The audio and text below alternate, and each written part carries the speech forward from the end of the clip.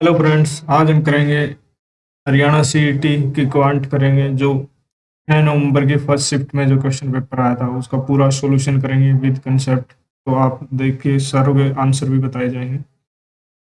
तो first question है, a man spend 75% of his income is increase by 20% and he does also increase his expenditure by 10%, his saving increase by. तो ये बताना है कि भाई इसकी सेविंग कितने से इंक्रीज हुई उसने। अब हम मान लेते हैं कि उसका टोटल सौ रुपये थे उसके पास, 100 में से उसने 75 का एक्सपेंडिचर है, 25 की सेविंग है। तो 100 में से उसके 20% बढ़ गए, 120 हो गए। 75 था, 75 में उसके 10% एक्सपेंडिचर में इंक्रीज हुआ है, तो 75 का 10% 7.5, 7.5 को अगर हम 75 में ऐड करेंगे तो 82.5 आ जाएगा। तो टोटल टोटल में हमें पता है expenditure plus saving total income होती है।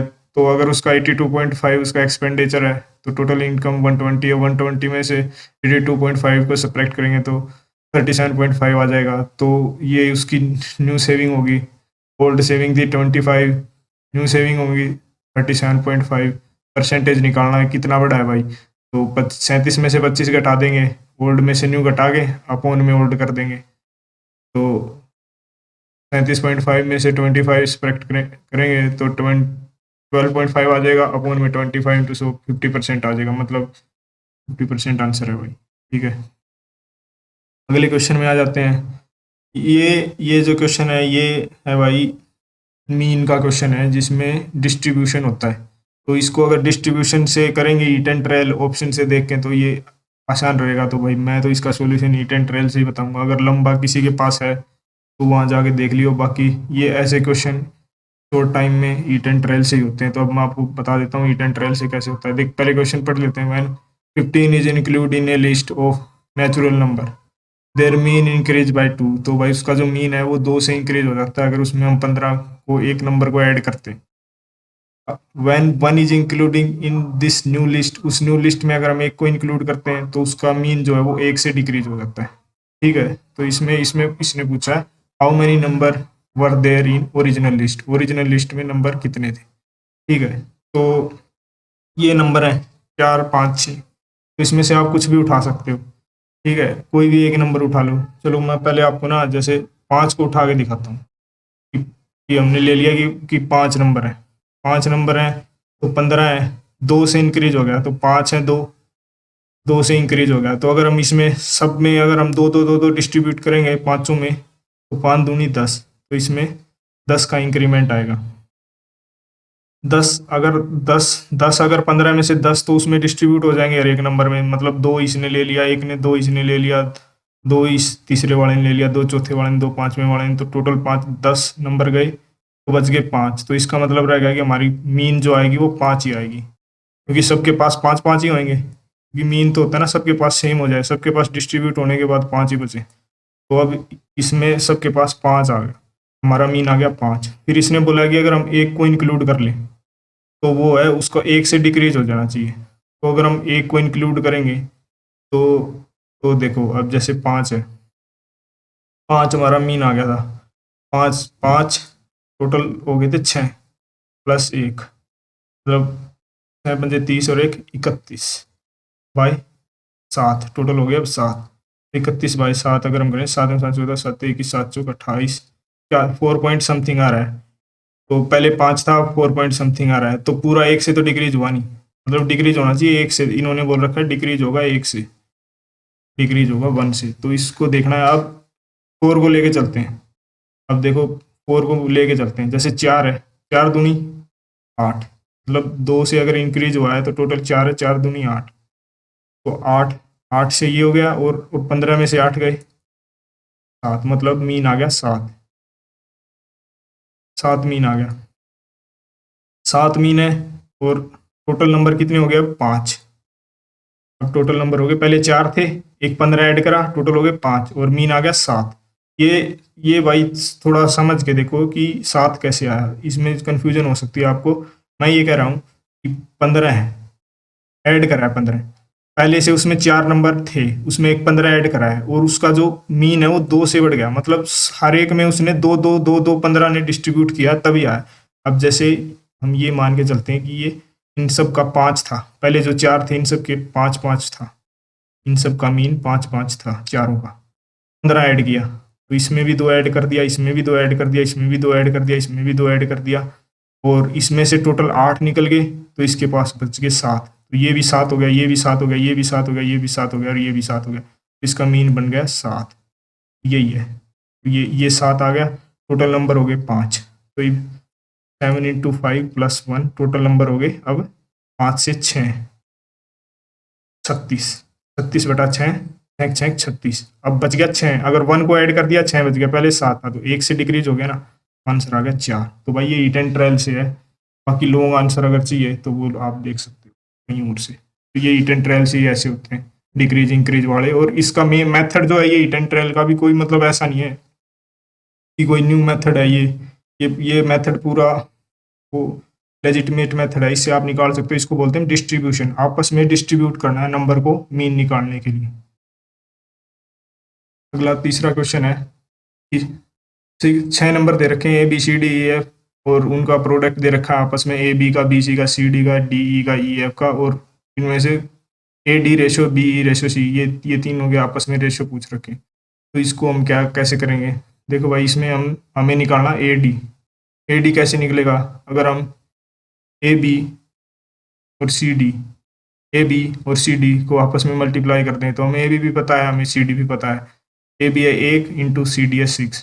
तो और फिर उसमें से हम BC की वैल्यू पुट कर दें, इस पूरी उसमें BC की वैल्यू पुट कर दें, क्योंकि हमें BC की वैल्यू पता है। BC की वैल्यू है 1/2, तो AD आ जाएगा इस ये 1/2 इधर जाएगा, 6 दूनी 12 आ गया, ठीक है। अब ऐसे ही हमें निकालना है BE निकालना है। BE कैसे आएगा भाई? अगर हम BC को DE से मल्टीप्लाई कर दें, तो मतलब ये इसमें लॉजिक यही है कि हमें ऐसे सोचना है कि हमें जैसे BC निकालना है और आपस में 2 को मल्टीप्लाई करें, और जो उनमें से चार जो निकल के आएंगे उन चारों में से कोई 2 की वैल्यू हम इधर से पुट कर दें, और हमारा जो 2 आउटपुट चाहिए वो हमें मिल जाए। ऐसा कुछ करना है। अब जैसे BC इंटू DC करेंगे तो 1/2 है BC, और ये 2 है, और फिर इसमें से CD की वैल्यू हमें पता है 6, और फिर BE की निकाल लेंगे 1/6। ऐसे ही सेम तीसरी बार करेंगे हम CD इंटू EF।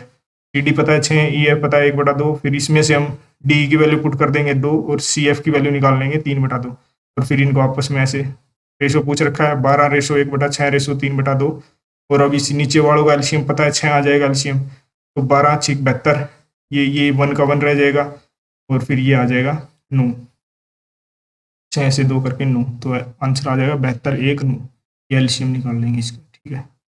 अगला क्वेश्चन है, ये क्वेश्चन है भाई, इसकी 5% इनकम ऑफ ए 15% बी के इक्वल है, बी की 10% 20% सी की इक्वल है, और सी की हमें दे रखी है और सबका सम पूछ रखा है।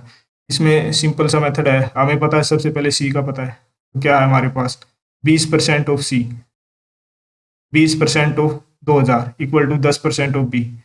2000 का 20% क्या होगा? 10% 200, 20% 400, 400 इक्वल टू 10% ऑफ बी, 10% यानी 1/10, 1/10, तो 400 इंटू 10, बी की वैल्यू आ जाएगी 4000, ऐसे निकाल लेंगे।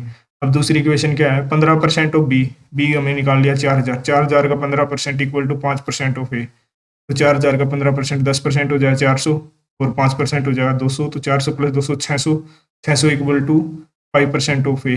5% का मतलब क्या होगा? 1/20, 1/20 यानी 600 × 20 12000। ए की वैल्यू आ गई, सी की वैल्यू दे रखी, बी की निकाल ली, ए की निकाल ली, तीनों को जोड़ देंगे 12 4 2, 12000 4000 2000 मतलब 18000 आंसर, ठीक है। अब आ जाते हैं 5वें पे। क्या है? एक milkman mix some water with milk to gain 50% by selling mixture at cost price, the ratio of water and milk respective. देखो भाई, इसमें हमें इसमें कंसेप्ट तो छोटा ही है, पर थोड़ा दिमाग लगाना पड़ेगा। लॉन्ग मेथड से नहीं, हम आराम से निकल जाता है ये छोटे मेथड से। अब देखो, जो 25% जो गेन हुआ है, वो गेन जितना भी प्रॉफिट होगा वो वाटर, क्योंकि वाटर की कोई कॉस्ट नहीं होती भाई, वाटर फ्री का होता है। जो भी कॉस्ट होगी वो मिल्क की होगी। तो हमारा जो सीपी है वो तो है मिल्क, कितनी परसेंटेज या जितना फ्रैक्शन मिल्क का है वो हमारा सीपी है। और जो एसपी है, जो प्रॉफिट है, वो प्रॉफिट है भाई हमारा वाटर, क्योंकि सारा वाटर प्रॉफिट में है। अगर हमने उसमें, अब जैसे 25% प्रॉफिट है, 25% कितना होता है फ्रैक्शन में? 1/4, 1/4 यानी 1 प्रॉफिट है फ्रैक्शन में, 4 सीपी है। 4 फ्रैक्शन सीपी है, तो सीपी होगा मिल्क, क्योंकि जितना भी हमारा कॉस्ट प्राइस है वो सारा मिल्क का, प्रॉफिट होगा वाटर, तो जितना भी हमारा प्रॉफिट हुआ वो वाटर है, तो 1/4 का रेशो हो जाएगा वाटर और मिल्क में। तो देख लो भाई, ये समझ लो कंसेप्ट बिल्कुल सिंपल है, जितना भी वाटर होगा वो प्रॉफिट होगा। जो भी जहाँ भी अगर ऐसा क्वेश्चन आगे कभी आए ना, तो इसमें सिंपल सा ये ध्यान रखना, जितना भी प्रॉफिट होता है वो वाटर होता है, तो उसी से आप प्रॉफिट को वाटर से कंपेयर करो, सीपी को जो है वो मिल्क से कंपेयर करो, तो क्वेश्चन सोल्व करो। ठीक है, अगला क्वेश्चन है, ए बस मूविंग है स्पीड ऑफ 24 मीटर पर सेकंड से चल रही है और वो स्लो होती जा रही है पर सेकंड 3 मीटर पर सेकंड से, तो ये पूछना कितने टाइम बाद हो जाती है। भाई ये फिजिक्स का लॉ वो होता है, न्यूटन इक्वेशन होती है 3, उनमें से कौन सी इक्वेशन लगेगी? इक्वेशन लगेगी v² - u² = 2as। सिंपल सी बात है भाई, एक गाड़ी चल रही है 24 की स्पीड से, 3 की स्पीड से, उसमें रिटार्डेशन या उस पर ब्रेक लग रहे हैं, तो सिंपल सी बात है आखिरी में जाके तो वो रुकी जाएगी, तो जीरो हो जाएगी, final velocity zero minus initial velocity 24 का square equal to 2 into acceleration, यानी एक्सीलरेशन -3 क्योंकि 3 की उससे घट रही है, इंटू एस होगा भाई डिस्टेंस, कितना डिस्टेंस वही पूछ रखा है कि कितना डिस्टेंस कितनी दूर जाके वो कम हो जाएगी। देखो इसमें वैसे नॉर्मल आप सीरीज वगैरह भी लगा सकते हो, कि जोड़ सकते हो कि 24 के बाद 21, फिर अगली सेकंड में 21 के बाद फिर हमारा 18 15 ऐसे ऐसे ऐसे ऐसे, पर ये डायरेक्ट इक्वेशन का सवाल है, इतना टाइम नहीं लगना चाहिए। इस इक्वेशन को सोल्व करेंगे, 24 का स्क्वायर 576 आंसर आ गया। अगला क्वेश्चन है, ए बिगन बिजनेस विद 85,000 का बिजनेस ए ने स्टार्ट करा, बी ने उसको ज्वाइन कर लिया, कितने रुपए से? 42,500 रुपये से बी ने उसको ज्वाइन कर लिया। हमें बताना है बी कितनी टाइम तक उसके पास रहा, उसको कितने टाइम उसको ज्वाइन करा। सिंपल हाँ मेथड है भाई, कि उनका जो प्रॉफिट का रेशो है वो ये है। प्रॉफिट का रेशो कैसे बनता है? प्रॉफिट का रेशो बनता है भाई, जो उसने रकम लगाई इनटू में जितने महीने तक उसने उसको काम किया। ठीक है, सीधी सी बात है। तो अब ए ने तो पूरे साल काम किया, पूरे साल बिजनेस में था, कितनी रकम ले गए? 85,000 ले गए, 12 महीने तक काम किया, 85 इंटू 12, इसका टोटल प्रॉफिट बना। रेशो में नीचे आया, बी आया 42,500 ले गए, मतलब 42.5 के ले गए, और उसने कुछ काम किया एक्स, और उनका रेशो बन गया 3:1। तो अब इसको सोल्व करेंगे, एक्स की वैल्यू 8 आ जाएगी, और यही पूछ रखा है भाई 8 मंथ।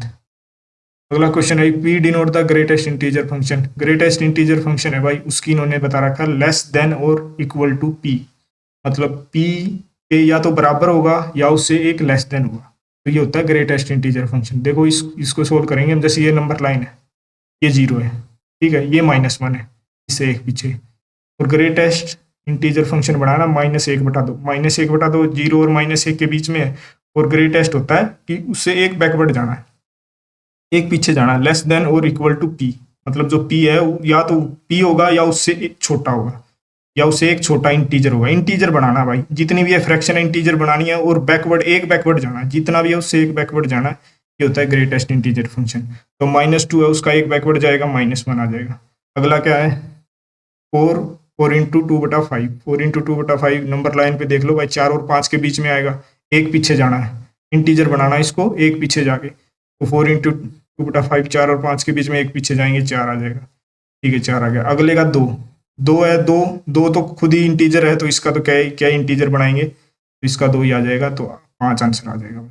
मेन इसमें पता होना चाहिए कि भाई एक पीछे जाना और इंटीजर बनाना है, तो ये माइनस वाला है, तो माइनस वाला ऐसे पीछे जाना है। नंबर लाइन बना के करोगे तो आसान हो जाएगा, तो पता चल जाएगा कि पीछे नंबर क्या है। कहीं अब -2 की जगह कहीं 0 लिख देंगे तो गड़बड़ हो जाएगी भाई, -1/2 का -1 बनेगा ग्रेटेस्ट इंटीजर। अगर नंबर लाइन बनाओगे तो क्लियर हो जाएगा बिल्कुल। 5 आंसर इसका। नेक्स्ट है भाई, a boy ask to multiply a certain number by 25। By mistake से उसने भाई नंबर को 52 से कर दिया, और उनका जो डिफरेंस दे रखा है 324। ये सिंपल क्वेश्चन है, सिंपल है भाई। वो x मान लिया नंबर, 52x हो गया, माइनस में 25x हो गया, और 324 है, x की वैल्यू काट दी, 12 आ गई। सिंपल है question. If n is a natural number then which greatest number is always divisible. देखो भाई सिंपल क्वेश्चन है कि n एक नेचुरल नंबर है, ठीक है, बड़े से बड़ा नंबर कौन सा होगा जो इसको डिवाइड कर सके, किसको? n³ - n। तो n³ - n को हम लिख सकते हैं, n कॉमन निकाल लिया, n इंटू n² - 1, तो n² - 1 को भी हम a² - b² से और ज़्यादा सिंप्लीफाई कर लेंगे, तो इसलिए आ जाएगा n into n - 1 into n plus one. तो अब इसमें हमें निकालना ग्रेटेस्ट से नंबर जो इसको डिवाइड कर सके। और नेचुरल नंबर है, नेचुरल नंबर कहाँ से स्टार्ट कर सकते हैं भाई, जीरो से भी कर सकते हैं, जीरो का पर कोई फायदा नहीं है, वन से करते हैं। 1 into zero into two, n की 1 रखेंगे तो ये जीरो ही आ जाएगा। 2 रखेंगे तो 2 इंटू 1 इंटू 3 6 आ जाएगा। 3 रखेंगे 3 इंटू 2 इंटू 4। तो ऐसे, क्योंकि जो छोटे से छोटे को डिवाइड कर देगा बड़े से बड़ा, तो वो आगे वालों सबको कर देगा।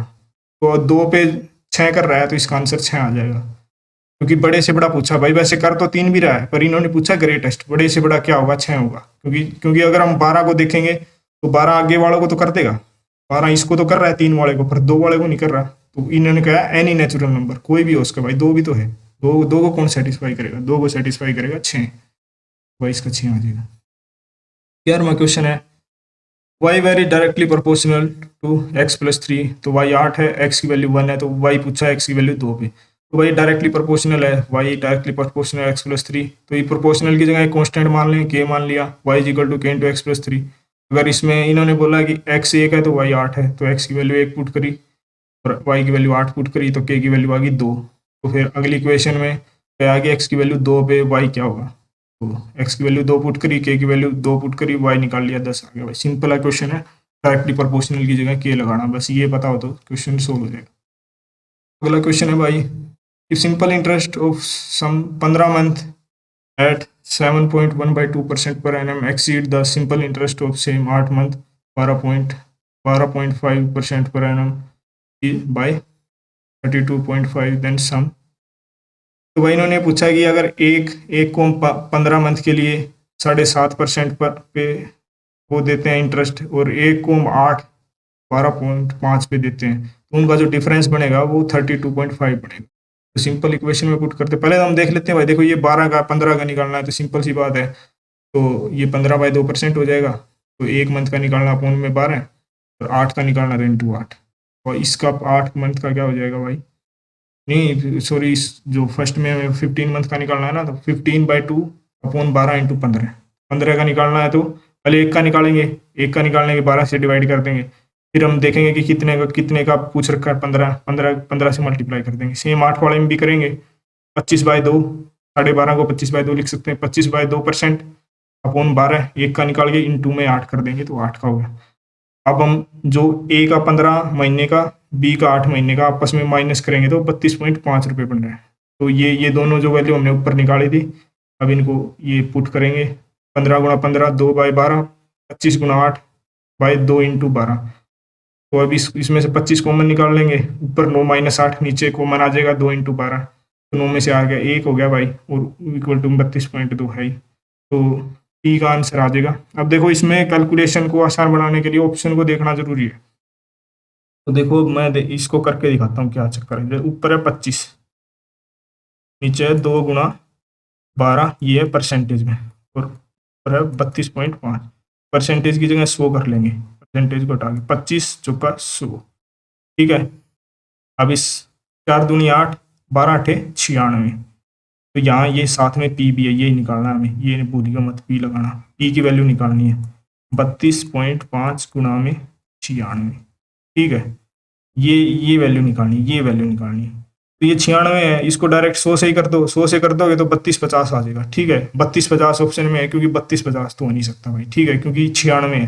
तो 100 से कुछ ना, 3250 से तो कुछ ना कुछ कम मिलेगा। कितना कम मिलेगा भाई, तो 4 है, 4 नंबर कम है। 4, इस 32.5 को 4 से मल्टीप्लाई करोगे तो अगर 30 से भी करके देखो, 4 3 12, लगभग 120 तो कम है ही है, 120 के आसपास कम है। 120 से अगर 120 घटा दोगे 3280 में से, तो 0 6 1 3 3160, 3160 के आसपास मिलेगा। तो भाई आंसर जो 31 में जो आंसर है ना, वो 31.20 ही है, ऐसे ही सीधे लगा दो, यही आ जाएगा। और बाकी एक 3000 में है, एक 3060 में है, तो ये तो आएंगे नहीं, क्योंकि 3100 से तो नीचे ये आने से रहे। तो ऐसे आप कैलकुलेशन कर सकते हो, अगर एग्जैक्ट अगर आप मल्टीप्लाई नहीं करना चाहते तो इस तरीके से कैलकुलेशन भी हो जाएगी, ठीक है।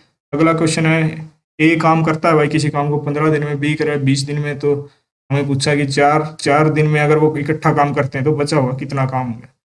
तो सिंपल ही है भाई, पहले तो इनका टोटल एलसीएम लेके एक बार ये देख लेते हैं कि कॉमन कितना काम करते हैं। 15 और 20 का एलसीएम आ जाएगा 60 यूनिट उन्होंने काम किया। 60 यूनिट काम किया, तो ए का एक दिन का काम कितना है, 60 यूनिट 15 दिन में, 60 बाई 15 एक दिन का आ गया 4 per day, 4 unit per day. B का कितना है 60/20, 3 यूनिट पर डे। एक का 4 आ गया, एक का 3 आ गया। और 4 दिन में कितना करेंगे भाई, इकट्ठे मिलके 4 + 3 × 4, 28 यूनिट काम कर लिया। हमें पूछा है कि बचा हुआ काम का फ्रैक्शन कितना है। फ्रैक्शन कितना है भाई, बचा हुआ काम 28 तो इन्हें कर दिया 4 दिन में मिलकर। अब 60 में से 28 गए, अपॉन में 60, टोटल 60 है, 60 का ही फ्रैक्शन निकालना है। तो 32/60 यानी 8/15, ये आंसर है भाई। सिंपल है। पहले तो इनका ये निकालना है कि भाई एक दिन में कितना करेंगे। अगर कोई वैसे करना चाहता है कि डायरेक्ट कि एक यूनिट वर्क मान के, तो वैसे भी कर सकता है भाई। पर इस तरीके से सवाल का आसानी होता है, एलसीएम निकाल के पहले देख लो टोटल कितने यूनिट है, फिर पर डे का निकाल लो, फिर उनको गुणा करके जितने दिन काम करा वो करके, और टोटल में से सेपरेट करके और डिवाइड में टोटल करके फ्रैक्शन निकाल दो। ठीक है। 14 सवाल आ गया भाई। रेक्टेंगल है, लेंथ और ब्रेथ की रेशो दे दी 3:2, पैरामीटर और एरिया की रेशो दे दी 5:9। तो पूछ लिया भाई ब्रेथ की लेंथ कितनी होगी। ठीक है, तो देख लो 2 × L × B, ये हो गया पैरामीटर, एल बी हो गया एरिया। तो इनका रेशो करेंगे 5:9, दे रखा है भाई 5:9। ठीक है, वैल्यू पुट कर दो। ये रेशो में दे रखा 3:2, 3x 2x मान लिया, 2 × 3x + 2x, 3x × 2x, ये एरिया हो गया, ये ऊपर पैरामीटर हो गया। टोटल कितना हो गया 10x, ये नीचे 6x² हो गया, x से x कट गया, 10 से 6 5/3 आ गया, 5/3, 5 से 5 कट गया, 3 x की वैल्यू 3 आ गई भाई। x की वैल्यू 3 आ गई तो पूछ के रखा ब्रेथ। तो ब्रेथ देख लो 2 × x, 2x है ब्रेथ, 2 × 3 6 आ गया भाई आंसर। ठीक है। 15वां क्वेश्चन है, ऑरेंज 5 ऑरेंज उसने खरीदे भाई 10 रुपए में, बेच दिए 6 15 में, तो प्रॉफिट पूछ लिया। पहले तो ये देख लेंगे भाई सीपी, जो उसका कॉस्ट प्राइस पड़ा एक ऑरेंज का कितना पड़ा 10/5 2। फिर बेच देंगे एसपी, जो उसका सेलिंग प्राइस है एक ऑरेंज का कितना पड़ा 15/6। ठीक है, अब हमें निकालना प्रॉफिट। प्रॉफिट क्या होता है भाई, simple SP minus CP by CP. SP हो गया एक का 15/6 माइनस 2 अपॉन में सीपी यानी 2 गुणा में 100 हो गया 25%। ठीक है, ठीक है भाई, ये हमारा हो गया है। अगर कोई प्रॉब्लम हो तो नीचे कमेंट कर देना, मैं आंसर कर दूंगा। होप आपको समझ में आ गया होगा। Thank you.